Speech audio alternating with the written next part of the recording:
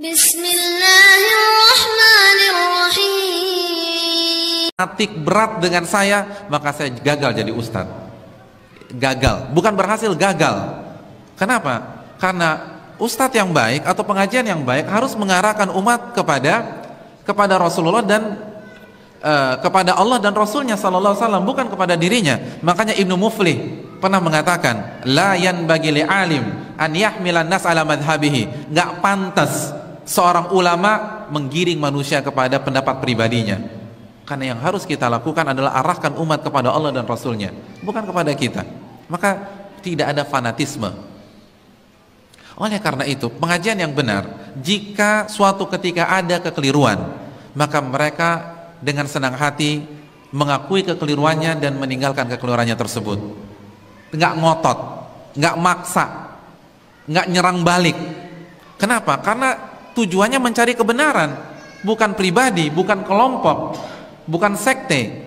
Kita cari kebenaran di sini, bukan mengagungkan diri kita masing-masing. Oleh karena itu, kalau kita salah, sampaikan kesalahan kita apa dan kita rujuk kepada kebenaran tersebut. Abdullah bin Abbas pernah salah, dan salahnya fatal lagi, membolehkan riba fadl. Riba dihalalkan. Saya ingin tanya, kalau ada ustadz menghalalkan riba, besok antum mau duduk di kajiannya dia lagi nggak? Nggak mau, nih orang sesat pak ustadz. Abdullah bin Abbas pernah salah dengan kesalahan seperti itu. Lalu dinasihati oleh siapa? Abu Sa'id Al-Khudri radhiyallahu ta'ala an. Dijelaskan dalil-dalil tentang haramnya riba fadl. Apa yang terjadi? Ibnu Abbas mengatakan, jazakallahu ya Aba Sa'idil jannah.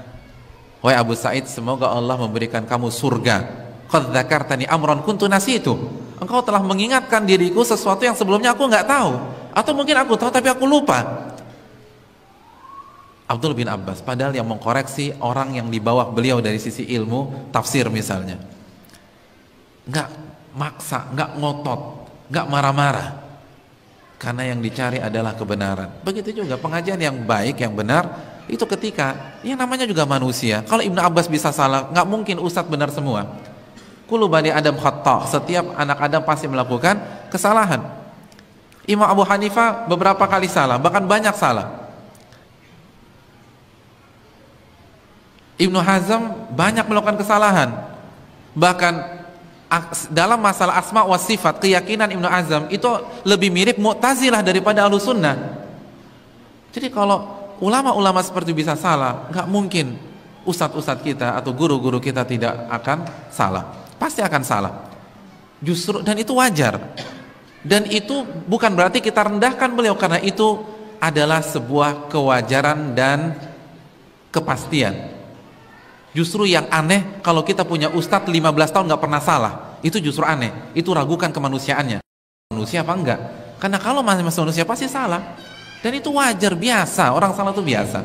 Dan kita nggak akan ngotot. Kalau memang bisa dibuktikan kita salah, kita akan rujuk dari kesalahan. Jadi enak gitu, nggak ada beban. Pengajian yang benar tuh nggak ada beban. Kalau salah, masya Allah saya salah, jazakumullah khair atas masukannya, kita akan rujuk. Kan begitu. Abu Hasan Asy'ari rujuk dari Mu'tazilah, dan beliau tanggalkan bajunya sebagai simbol beliau rujuk dari Mu'tazilah. Itu baru yang benar. Lalu setelah itu beliau meyakini keyakinan yang diyakini oleh Imam Ahmad bin Hanbal sebagaimana dalam kitab beliau Al-Ibanah. Jadi pengajian yang benar simpel, tidak menggiring jamaah, tidak mendoktrin sepihak jamaah, hanya bicara qala Allah, qala Rasul dengan pemahaman yang benar. Dan kalau ternyata ada kegelinciran karena kita sama-sama manusia, kita dengan senang hati menanggalkan kesalahan tersebut dan kita tidak mendidik umat fanatik kepada pengajian kita. Imam Syafi'i mengatakan idza khalafa qali qala Rasul fadribu biqali ardal haid.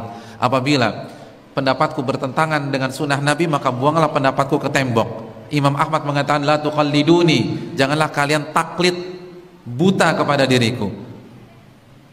Jadi kita tidak mengajak fanatik kepada diri kita. Fanatiklah kepada Nabi SAW, itu saja.